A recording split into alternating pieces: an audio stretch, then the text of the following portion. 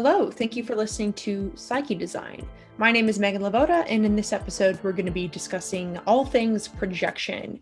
What is it? How does it show up in your life, in your personality type pattern, and also in cognitive dynamics and your relationship dynamics based on your type pattern? So, this is a huge topic. I've noticed that projection has become a buzzword the past couple of years. It's something I hear people talk about a lot. It's mostly used in the context of this person's projecting onto me. At least that's what I've seen as far as discourse goes. And I'm not seeing a lot of people talking about the nature of projection, which in Carl Jung's theory on projection, it was kind of understood that we all project. And so what are the mechanics of that, and what can we learn from the fact that it's a natural thing that happens? So there's a lot to talk about with that, but before I get into the meat of the video, I just had a few announcements. One of which is that I host a monthly discussion group. You can join by joining my Patreon, which is linked below. $10 a month to join the discussion group. And on that tier, it also comes with a Q&A video every month as well. But I just wanted to let you guys know that the next event is July 22nd.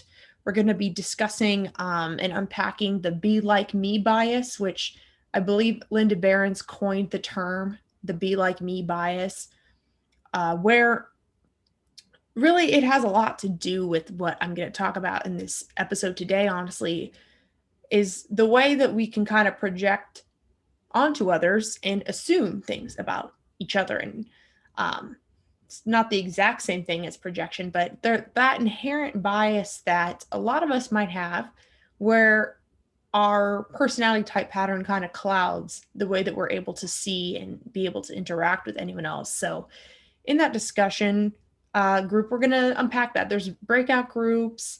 In that group, I just want to set aside a time each month to create the space for real reflection on how our type pattern is showing up.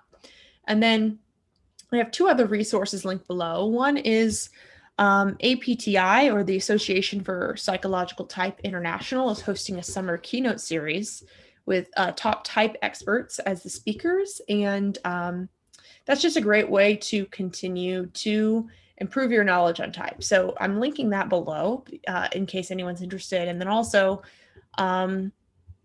there's if you're not sure your type, there is an online self-discovery process that I can recommend. It gives you a questionnaire, and it's different than other online tests because it doesn't really operate as a test.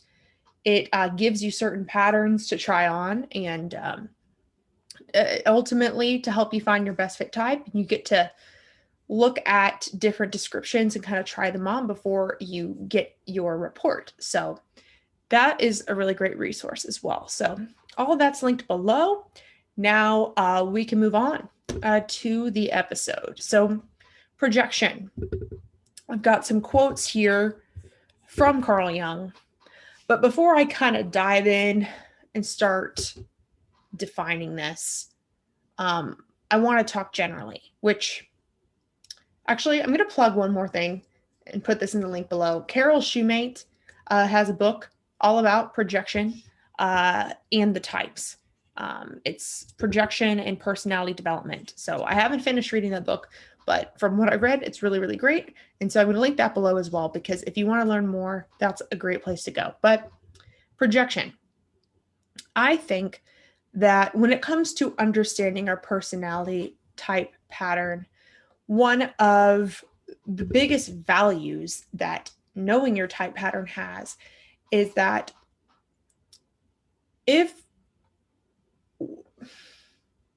without conscious awareness, we are going to bump into each other and ourselves in very predictable ways, in the sense that our dominant function is going to be overinflated in some way, which means that the lower functions or our shadow functions, which I could talk about shadow functions in another episode, but these areas where we are not as conscious, they almost exist as like these black holes that kind of trip us up. And that can be within our own self or in other people. And our personality type pattern isn't like just an identity that we have. It's a larger story or a pattern of how our consciousness evolves and how it has unfolded. And what are the areas of our consciousness that have tripped us up over time? And so,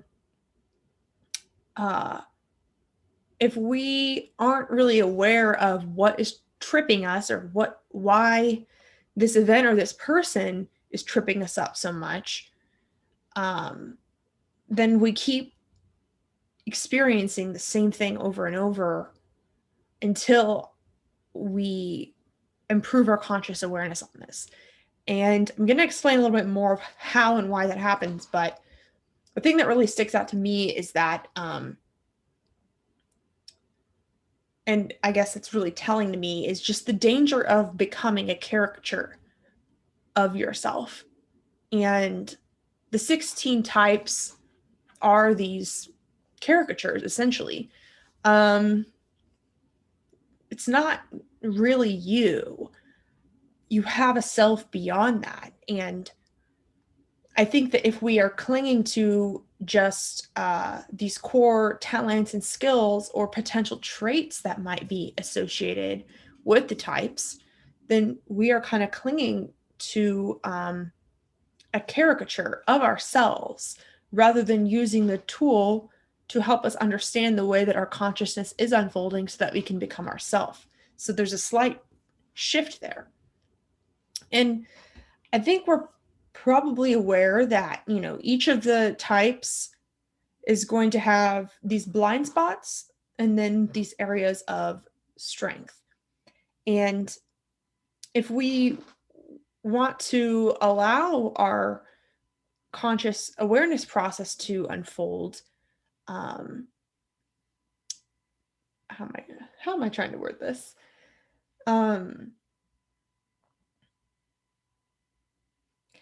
Allowing that process to unfold is essentially learning how to use your strengths to allow you to see and be aware of those weaknesses and those blind spots. But if we are using what we know about our type to validate our ego and make excuses for ourselves, then that might feel good in the moment, but we're not solving the problem of whenever it feels like you're stuck in that place where you're having the same problem over and over and over and over again. Because everyone's inferior function is going to cause some sort of problem in your life. Really, you can probably go in depth of all of the 8 functions in your stack, but especially that inferior. It's a sore spot. It's a really vulnerable aspect. And the trickster function is another one that is going to definitely trip you up. So go listen to my Psyche Design episodes about the inferior and the trickster if you want to learn more about that. But these things can become traps. And what I guess I want to get across and what I've been thinking about lately is that they don't have to become traps. We trap ourselves by overly identifying with a type pattern as who we are. If we say these talents and these skills, this is me, and also these flaws are me, absolutely. Now, it's totally okay to accept our flaws, but a lot of what might manifest as a flaw in an actual personality, like of a person who's expressing their personality, it kind of stems from these blind spots of consciousness. So if you think of the entire psyche and Some of those areas are going to be lit up. You could see everything going on in there, and some are really dark. It's these dark areas where we trip, or where something can just completely blindside us. And that's both within ourselves and also in our lives. So if you've ever had the experience of something completely throwing you off guard, and like kind of just reminding you, or like, I don't know, like either a lot of emotions can come up, a lot of shame. It's basically just that vulnerability of your inferior function being like so obvious to you, either based on something that another person said to you, or something that you experienced that triggered something in you, like inspired a reaction out of you. Like, these things can start to feel so predictable. And I've been interested in type for almost a decade now. And so not only have I been pretty aware of, I guess, the general idea of how the 16 types can operate, but I've also seen what it's like if you, how do I want to word this?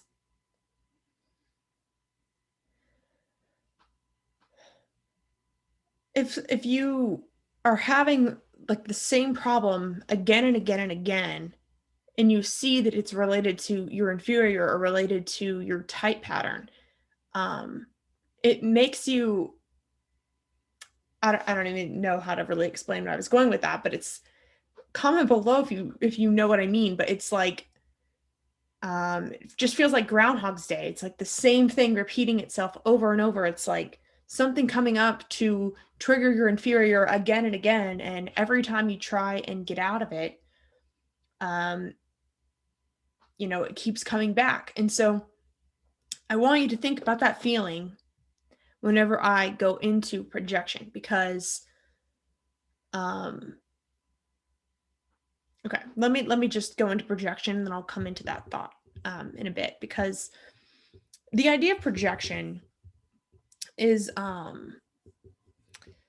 it's essentially the idea, it's an automatic process where we are placing the contents of our own unconscious onto others. And so we're seeing what we cannot see, the dark areas of our of our consciousness and in our psyche. We cannot see them when we look within, and we cannot identify with them. But the only way we can engage with them is they will become manifest in something outside of you. And so a quote from Jung is, "We always see our own unavowed mistakes in our opponent." And so let me just go into a few more quotes. So another from Jung, "All of the contents of our unconscious are constantly being projected onto our surroundings, and it is only by recognizing certain properties of the objects as projections that we're able to distinguish them from the real properties of the objects." Excellent examples of this could be found in all personal quarrels. Unless we are possessed of an unusual degree of self-awareness, we shall never see through our projections, but must always succumb to them, because the mind in its natural state presupposes the existence of such projections. It is the natural and given thing for unconscious contents to be projected.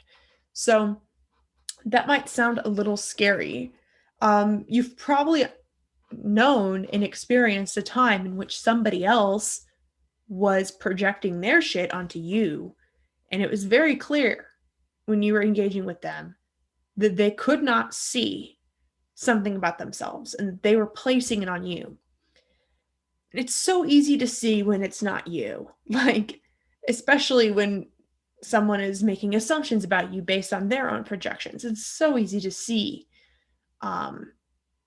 when it's not you. But the nature of the psyche is that we all do that, and there's a purpose for that. And the purpose is individuation or integration of the psyche, which is this natural process of unification where our ego is on the journey to being connected with the collective unconscious. We are on the journey to unity, integration, unification.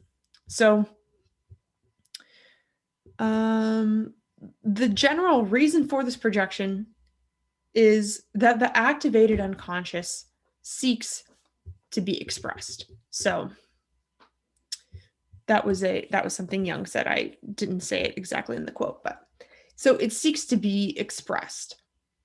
And that is one of the core reasons behind the way that individuation works, which is that our psyche might feel like it's divided into all these parts, but there is this desire within all aspects of ourselves, all aspects of you, that wants to be put together, wants to connect and understand the other. It's the same sort of desire we have, not just within, but with each other as a species, desiring that sort of world peace. But this sort of differentiation between the pieces of ourselves and with the pieces that are acting out between people, when we are projecting these things onto each other, it causes a lot of conflict. But every time that there is a conflict, it is an opportunity for individuation. So let me find another quote that I remember. Okay. The meaning of two personalities is like the contact of two chemical substances. If there is any reaction, both are transformed. So that is another Carl Jung quote. So there's this projection process happening where we're all just the things that we're unable to see about ourselves, we see them come to life in other people or in other scenarios or in other objects. And this causes conflict because we cannot see this within ourselves, but we see it within them. And we don't identify with that thing. We don't understand that thing. And so it causes a conflict. But if we think about our own individuation process and how we are seeking to journey all these different areas of our psyche and to shine a light on them, then that opportunity, that conflict it gives you the opportunity to transform yourself and to see yourself through a new perspective.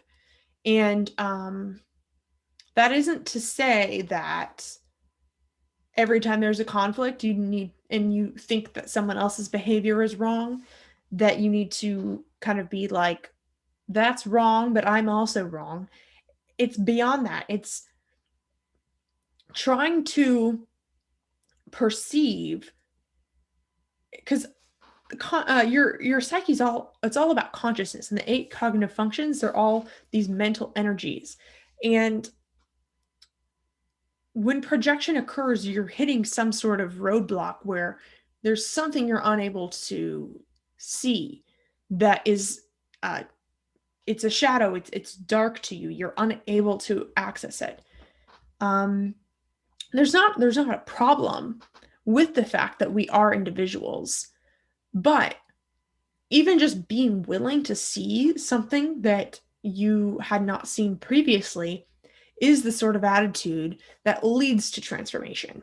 So just as projection is automatic, that transformation is automatic as well.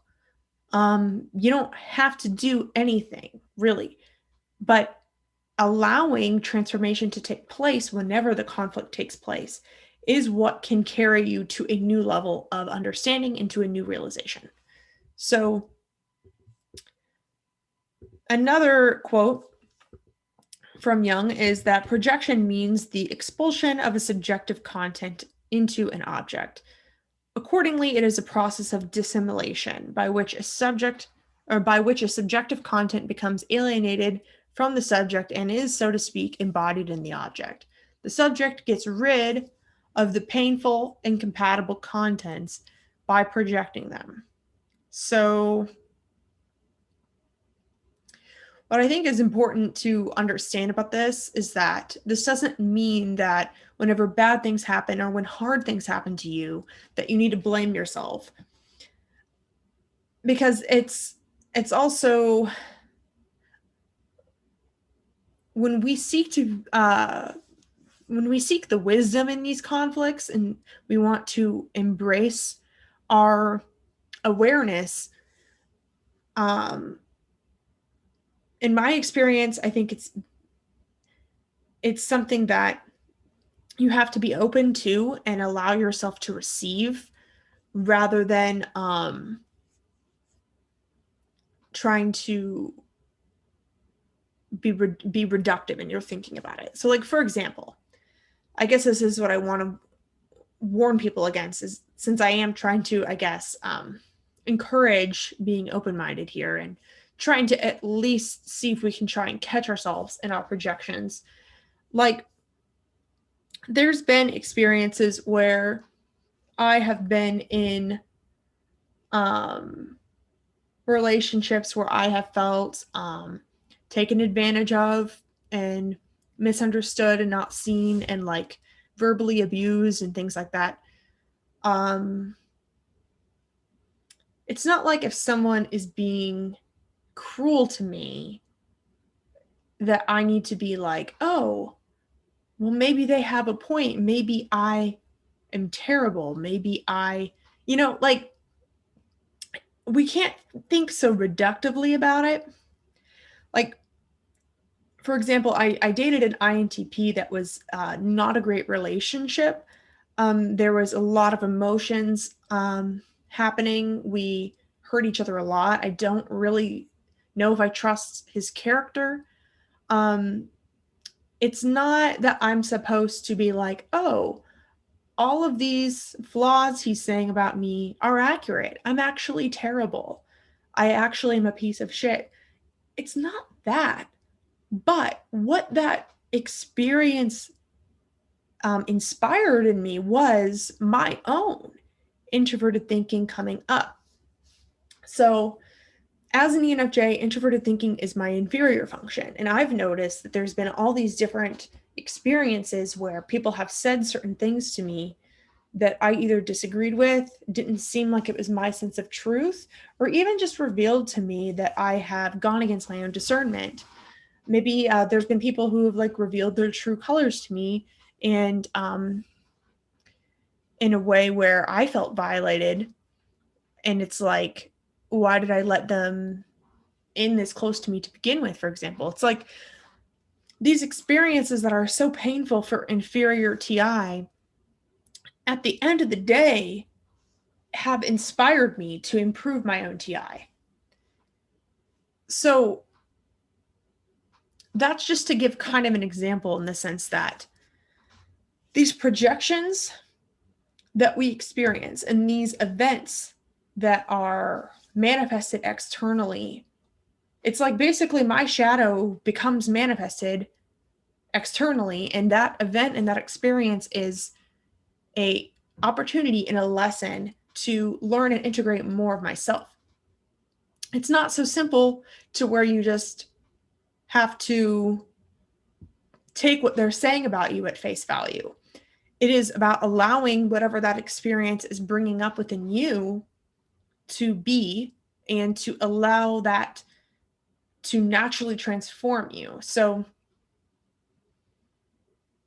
I hope that that distinction makes sense, because your inferior function is going to have like this very primitive aspect to it, to where a lot of the events that are going to happen to you are triggering this very primitive aspect in you, in your inferior. And we can allow that experience to transform us to a different type of relationship with our inferior. It doesn't mean that we have to necessarily believe everything that this primitive aspect of ourselves is saying, but that might be a step for some of you. There's definitely moments when I needed to accept and embrace that more primitive side to me.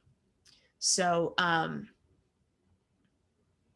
And Carl Jung distinguished that there's a difference between passive projections and active projections.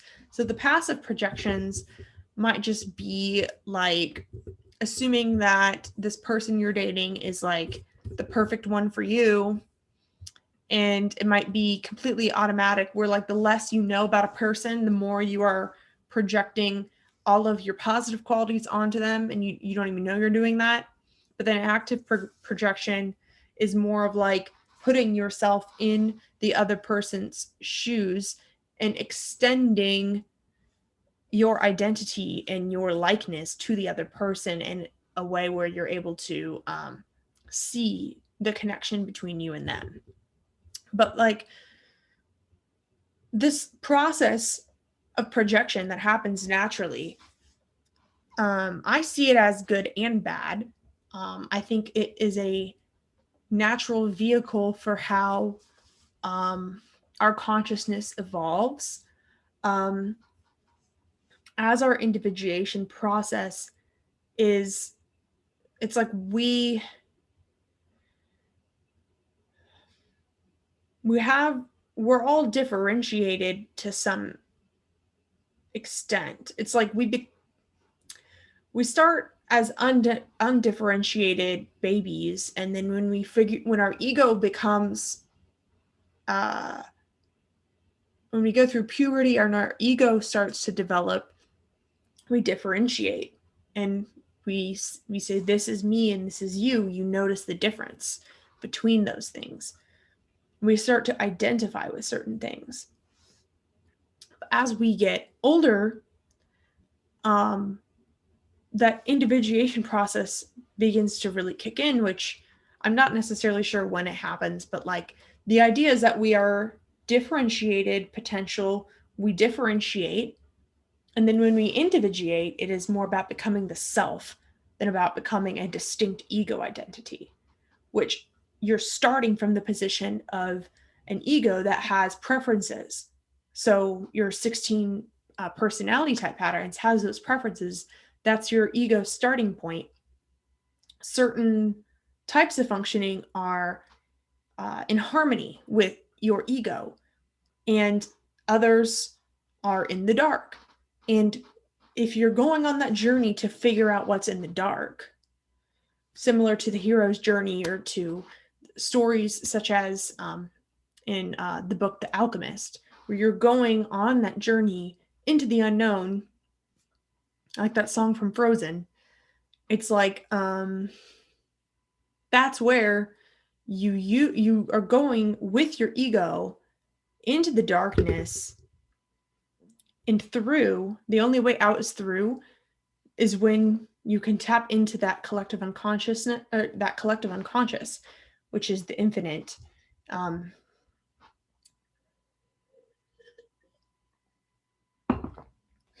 I really think of that inferior function as that key that can plug you in to that collective unconscious. And also, I even can think of it as God consciousness, or the hive mind, or I don't know, infinite intelligence. There's a lot of words that people have used to describe this, because this is so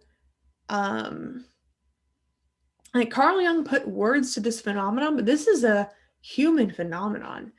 Like Carl Jung is attempting to describe something that we all go through in our psyche. And so other people have used other words, other modalities express this journey, and it's in a different way. Like it's everywhere. And like, I guess this idea of talking about projection, the important part is to just understand that we have this sort of relationship with our shadow. And if we can become curious about our shadow, and to also be curious whenever you get into conflict and understand the way that your shadow might be impacting how you see it, that means that at any given moment you can maintain this sort of curiosity and humility around what you're seeing, both in yourself and in the other person. And if you're open and you know that there's aspects that you're not seeing, and if you are reflective over what a certain event or person is inspiring in you, and you reflect on that aspect of your psyche that is weaker or more vulnerable, if you send love to that aspect and send conscious intention there, shine a light on that area, then something happens, and it's a transformational process. Like, I don't know how else to describe it, and I think a lot of you know what I mean. It's really hard. It's hard to put into words. It's especially since I think that transformational process, like, a lot of people don't get there because in order to get there, you have to go into the dark. You have to um, stare into the void and look at the abyss or whatever. You have to have that existential feeling. And this is a whole other thing. Here, let me look something up. This is reminding me of Kierkegaard and existential dread. I'm going to need to do a whole episode on that. Trying to see if I could look for quotes on the spot. But Kierkegaard talks a lot about how we feel this sort of anxiety whenever we are facing our power and the unknown, and what our potential is, the choices we could make in life.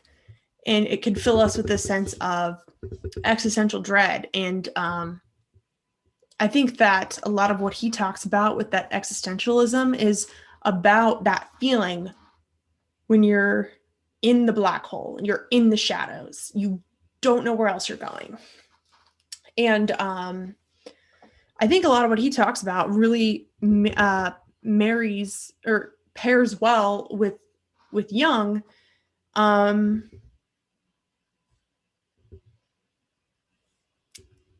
Because he's all about finding yourself and being your own independent person, but also about how we have to deal with the uncertainty of being in those weird, like, tunnel cocoon spots.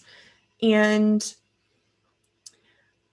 I believe that when we can get comfortable in those spots and we can understand the role that our shadow plays, and understand that so many events that happen to us that bring up those vulnerabilities in our inferior and things like that, that there are lessons and vehicles for transformation. And that's not to say, like, that trauma isn't any less real, though. Like, I'm not trying to dismiss how hard a lot of these events are. I'm definitely not saying that we need to just gloss it over with positivity and just enjoy all the bad things that happen. But I do think that it gets a lot easier. It's easier and more peaceful to experience even the hardest of times if we let go of our ego just a little bit. That's all I'm really saying. I'm not saying that these events are going to be easy, or that the projections and the conflicts that rise up are going to, like, feel good. Or it's just that the more we cling to our ego in those moments of confusion, and we aren't open to the confusion and the unknown and the existential dread, we aren't okay with going into the shadow and the messy bridge in between their projections and yours. If you're unable to feel into that space, it's really a lot harder to move through it. And the more stubborn you are about your own original perspective in the situation, without being open to any type of new lesson or realization about yourself to come through, then it's just adding resistance to whatever is happening. So anyway, I hope that this episode was interesting. I kind of threw a lot out there, but like this, shadow functions, transformation, there's a lot of things that I want to talk about in the next coming episodes because I think this is why type matters, essentially. Like, I like talking about the functions, introversion, extroversion, all that stuff, but why are we learning it? Like, I'm not interested in giving people an identity or validating any unhealthy patterns. And like, I want to move through some stuff. I want to transform. And I think that a lot of people that are interested in type and know that this, like, resonate with this material and know that there's something real there, I think that we can, when we learn a little bit about how this works, it can feel really empowering, but then we can also reach a point where we might feel limited or we might feel a little stuck, where it's like we're so aware of these flaws, but we don't know how to change them, and we don't know how to use our knowledge about ourselves to get into a different rhythm in a different situation. Because I don't know, like, I don't want to be a caricature of myself, and I don't think you do either. I think that we all want to feel fulfilled, emotionally. We want to feel like both a marriage of feeling and thinking. We want to feel like we're correct about things, like our feelings are taken care of. We want to feel grounded in the sensory when we want to explore ideas. We want to have a happy and healthy inner world and outer world. And I think that sometimes if we don't feel like it's possible to move beyond certain weaknesses, then it just can get really depressing. And we think that it's easier to just accept certain things aren't going to happen to us, aren't going to be possible for us. And I want to move past that. And Carl Jung never condoned the whole idea of using psychological types as a means of categorizing people. And I understand that the categories and just having a simple definition for things is really useful, because it gives us a term to even be able to describe what pattern we're talking about. Just like if you're trying to distinguish between a sunflower and a rose or something, they're both flowers, but they have a different type of pattern to them of how they grow, for example. I get that those names are important, but I think that too much systematizing of something that really, the journey of your own individuation is so unique. That process you go through as you differentiate your ego and as your ego travels through this path of integrating more and more into its consciousness, like, that's unique to you. And it is dangerous if we build walls and obstacles for ourselves. So anyway, thank you so much for listening to this episode of Psyche Design. Please, as always, leave any comments of anything that you are thinking about, if anything came up for you, because your comments do inspire like other episodes that I'll do. And yeah, don't forget to like and subscribe. I don't think that I've said that in a while, but why not? I'll give you a reminder. So if you thank you. Sorry. Thanks so much for listening, and I will catch you next time. We may be walking the path of individuation independently, but that doesn't mean that you're alone. While your journey is unique, we're all going through the same process along our own parallel paths. If you're craving deeper conversation about how your personality type pattern is unfolding, Join us for monthly type discussions. The Psyche Design membership group comes with access to a private Facebook group, one facilitated Zoom hangout per month with breakout activities, and a monthly Q&A. For more information, check out the link to my Patreon in the description.